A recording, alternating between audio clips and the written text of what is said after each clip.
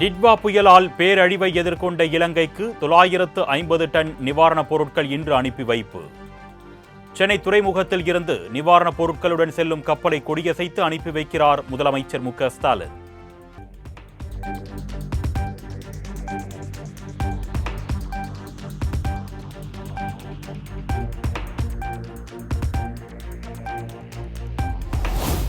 இரண்டு நாள் இந்திய பயணத்தை முடித்துக்கொண்டு ரஷ்யா புறப்பட்டார் அதிபர் புட்டின். டெல்லி விமான நிலையத்தில் வெளியுறவுத்துறை அமைச்சர் ஜெய்சங்கர் தலைமையிலான அதிகாரிகள் வழி அனுப்பி வைத்தனர்.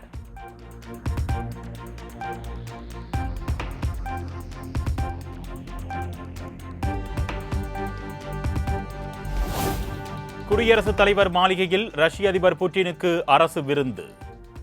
குடியரசுத் தலைவர் திரௌபதி முர்மு, சி.பி. ராதாகிருஷ்ணன், பிரதமர் மோடி, மக்களவை சபாநாயகர் ஓம் பிர்லா உள்ளிட்டோர் பங்கேற்பு.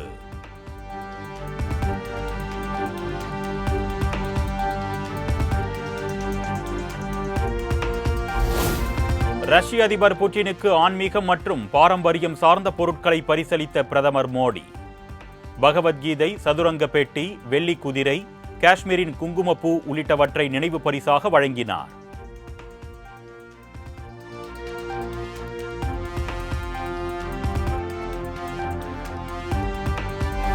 அதிபர் புட்டினின் இந்திய வருகையால் ரஷ்யர்களுக்கு அடித்தது ஜாக்பாட். ரஷ்ய குடிமக்களுக்கு டூரிஸ்ட் விசா மற்றும் குரூப் டூரிஸ்ட் விசாக்கள் இலவசமாக வழங்கப்படும் என்று பிரதமர் மோடி அறிவிப்பு.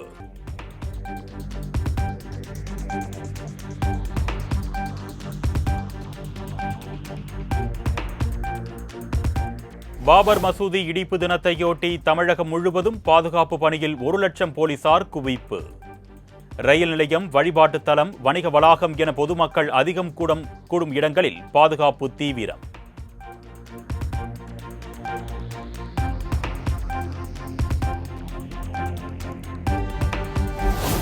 பாபர் மசூதி இடிப்பு தினத்தையொட்டி சென்னை எழும்பூர் ரயில் நிலையத்தில் பாதுகாப்பு தீவிரம்.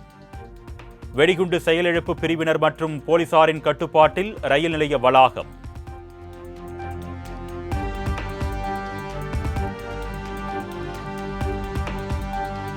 ராமேஸ்வரம் பாம்பன் ரயில் பாலத்தில் துப்பாக்கி ஏந்திய போலீஸ் பாதுகாப்பு. பாபர் மசூதி இடிப்பு தினத்தையொட்டி ரயில்வே ஊழியர்களை தவிர்த்து வேறு யாரும் பாலத்தின் அருகே செல்ல வேண்டாம் என்று அறிவுறுத்தல்.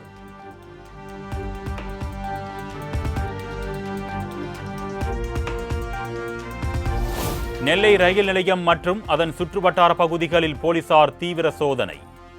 மோப்பனாய் உதவியுடன் பயணிகளின் உடைமைகள் மற்றும் ரயில் பெட்டிகளில் அதிரடி ஆய்வு.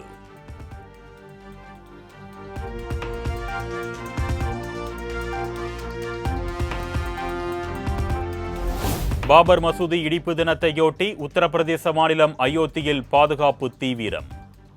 ராமர் கோயில் மற்றும் மக்கள் அதிகம் கூடும் இடங்களில் கொடி அணிவகுப்பு நடத்திய போலீசார்.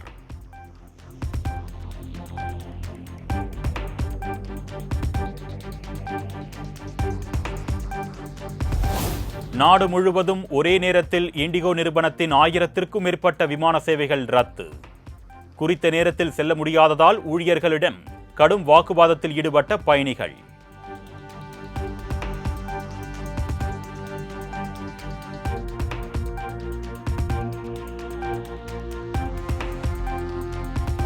சென்னை விமான நிலையத்தில் தொடர்ந்து 5வது நாளாக இண்டிகோ விமான சேவை பாதிப்பு. 48 விமானங்கள் இன்று ரத்து செய்யப்பட்டிருப்பதால் பயணிகள் கடும் அவதி.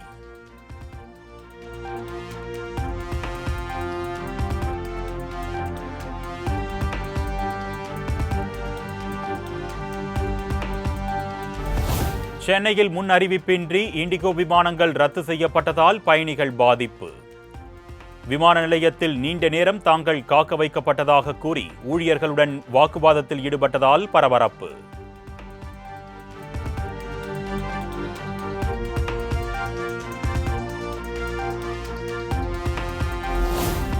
நாடு முழுவதும் இண்டிகோ விமான நிறுவன சேவையில் ஏற்பட்ட இடையூறு குறித்த உயர்மட்ட விசாரணை தொடக்கம். இனி வரும் காலங்களில் குளறுபடிகளை தடுக்க நடவடிக்கை எடுக்கப்பட்டிருப்பதாக மத்திய விமான போக்குவரத்து துறை அமைச்சர் ராம்மோகன் நாயுடு அறிவிப்பு.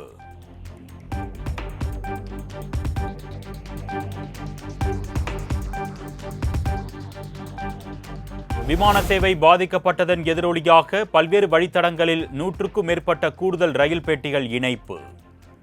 சென்னை உள்ளிட்ட நகரங்களில் லட்சக்கணக்கான பயணிகள் பயன்பெறுவர் என்று தெற்கு ரயில்வே தகவல்.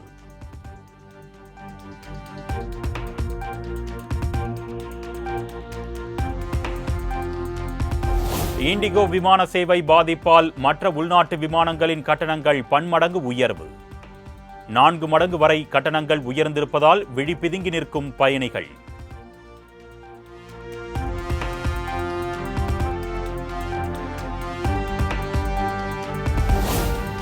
இண்டிகோ விமானங்கள் ரத்து செய்யப்பட்டதால் காணொலியில் நடைபெற்ற திருமண வரவேற்பு. ஒடிஷாவில் இருந்தவாறு ஹூப்ளியில் நடைபெற்ற நிகழ்ச்சியில் காணொலி மூலம் உறவினர்களிடம் ஆசி பெற்ற மணமக்கள்.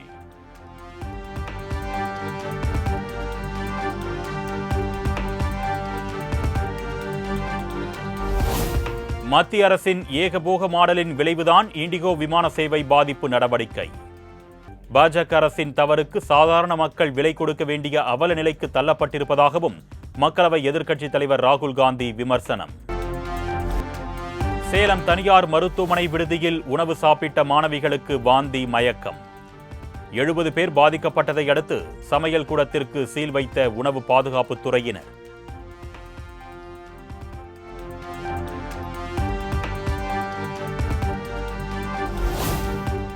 தூத்துக்குடியில் அனல் மின் நிலையத்தில் 5 யூனிட்களிலும் மின் உற்பத்தி நிறுத்தம்.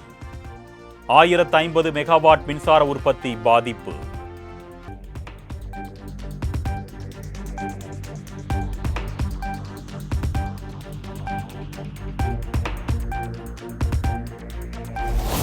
காஞ்சிபுரத்தில் 150 ஆண்டுகள் பழமையான புளிய மரம் வேரோடு சாய்ந்து விபத்து. சாலையில் சரிந்த மரத்தை வெட்டி அகற்றும் பணியில் நெடுஞ்சாலைத்துறையினர் தீவிரம்.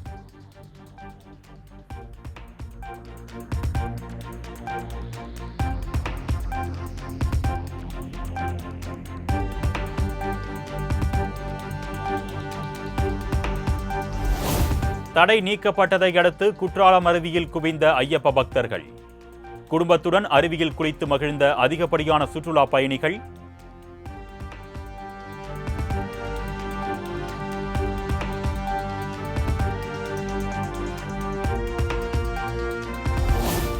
காஞ்சிபுரம் வரதராஜ பெருமாள் கோவிலில் நடைபெற்ற கார்த்திகை தீப திருவிழா. சொக்கப்பனை ஏற்றும் நிகழ்வில் திரளான பக்தர்கள் பங்கேற்று சாமி தரிசனம்.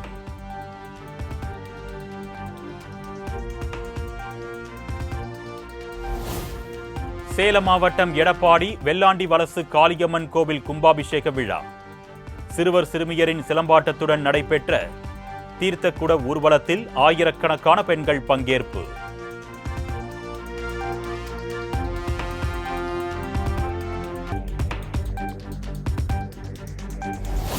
புதுக்கோட்டை மாவட்டம் ஆலங்குடி ஐயப்பன் கோவிலில் நடைபெற்ற திருவிளக்கு பூஜை.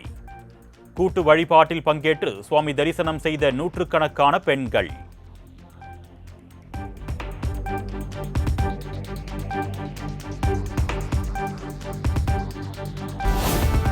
கடந்த 5 ஆண்டுகளில் உபா எனப்படும் சட்டவிரோத நடவடிக்கைகள் தடுப்பு சட்டத்தின் கீழ் 10,440 பேர் கைது.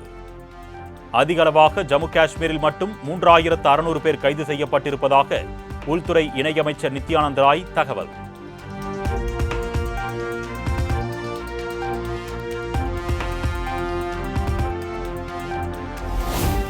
மத்திய அரசின் வரைவு மின்சார திருத்த மசோதாவை கண்டித்து பஞ்சாபில் நடைபெற்ற ரயில் மறியல் போராட்டம். மின் வாரியத்தை தனியார்மயமாக்க கூடாது உள்ளிட்ட கோரிக்கைகளை முன்வைத்து பெண்கள் உள்ளிட்டோர் தண்டவாளத்தில் அமர்ந்து போராட்டத்தில் ஈடுபட்டதால் ரயில் சேவை பாதிப்பு.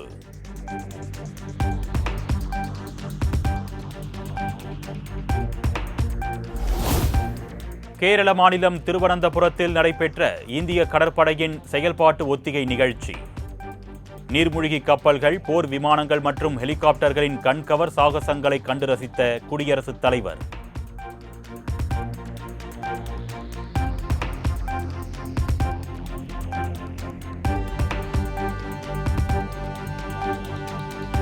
(2025) ஆண்டில் கேரளாவில் மூளையை உண்ணும் அமீபா தொற்றால் 170 பேர் பாதிப்பு. நாடாளுமன்றத்தில் மத்திய சுகாதாரத்துறை அமைச்சர் பிரதாப் ராவ் ஜாதவ் தகவல்.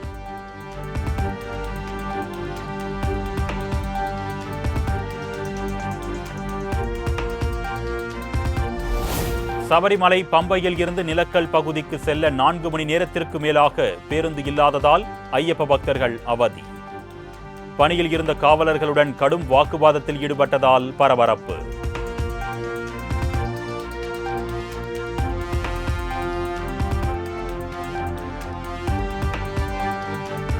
சமூக வலைத்தளம் குறித்த புதிய சட்ட விதிகளை எலான் மஸ்கின் எக்ஸ் வலைத்தளம் பின்பற்றவில்லை என புகார். பாதுகாப்பு குறைபாடு உள்ளிட்ட காரணங்களை காட்டி 1250 கோடி ரூபாய் அபராதம் விதித்தது ஐரோப்பிய ஒழுங்குமுறை ஆணையம்.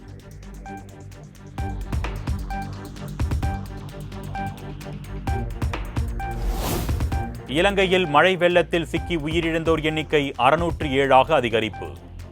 20 லட்சத்திற்கும் மேற்பட்டோர் பாதிக்கப்பட்டுள்ள நிலையில் நிலச்சரிவு குறித்த எச்சரிக்கை விடுக்கப்பட்டிருப்பதால் பீதியில் ஆழ்ந்த மக்கள்.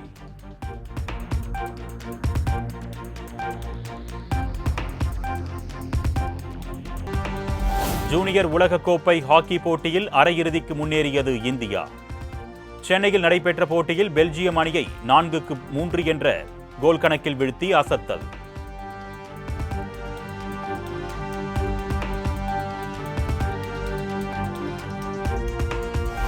இந்தியா தென்னாப்பிரிக்கா அணிகள் இடையிலான கடைசி ஒருநாள் போட்டி.